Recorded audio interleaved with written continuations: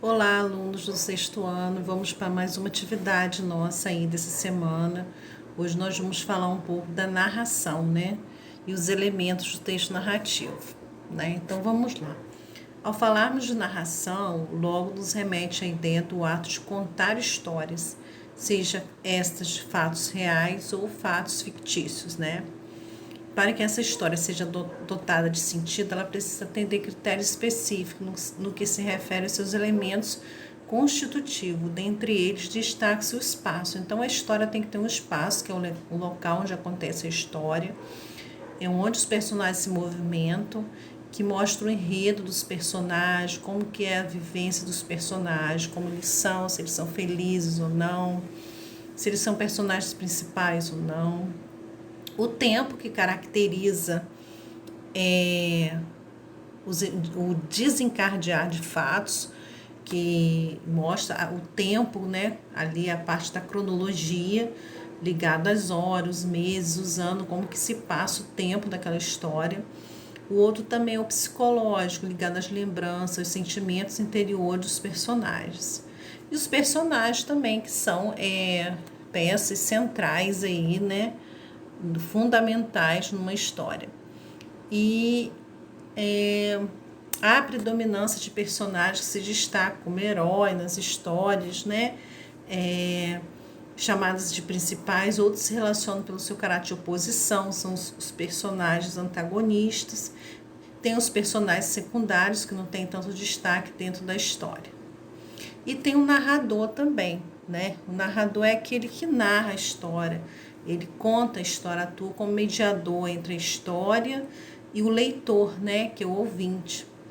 E esse narrador, ele classifica-se em 3 modalidades. O narrador personagem, é o primeiro que a gente vai ver, ele conta e participa dos fatos ao mesmo tempo. Neste caso, a narrativa é contada em primeira pessoa. Tem o narrador observador, né? Que é aquele que apenas limita-se a descrever os fatos sem se envolver com os mesmos. E aí predomina-se o uso da terceira pessoa. E o narrador onisciente. Esse sabe tudo sobre o enredo dos personagens, revelando sentimentos e pensamentos mais íntimos, de uma maneira mais própria, né, da imaginação.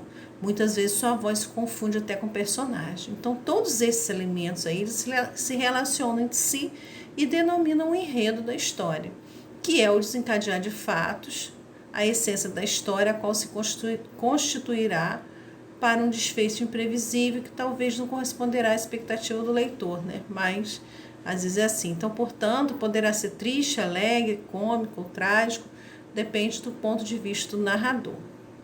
Abaixo aí nós temos um exercíciozinho para vocês fazerem. Vocês vão ler esse texto, o verde, né? De Inácio de Loyola Brandão, ó, que é o autor, e vão responder as perguntinhas aí abaixo. Porque no começo do texto, o narrador afirma que estranha a cabeça das pessoas, né? A2, observe a frase. Na época da floração, ela enchia a calçada de cores. Qual a época da floração, segundo o texto? Letra B, o que significa a expressão encher a calçada de flores? Terceira, releia atentamente a seguinte frase e responda as questões. Surpreso, nós, os moradores da rua, que tínhamos na árvore um verdadeiro símbolo, começamos a nos lembrar de uma vizinha de meia-idade que todas as manhãs estava ao pé da árvore com um regador. Qual a primeira impressão que temos ao ler que a vizinha regava a árvore todos os dias? B. Essa impressão se confirma no final do texto? Por quê? E a 4. Por qual motivo a árvore foi morta? E a 5, vocês vão identificar os elementos da narrativa nesse texto, o narrador, o espaço e o enredo, tá? Uma boa atividade para vocês, façam com carinho e a gente conversa lá no chat para tirar as dúvidas de vocês. Grande abraço a todos.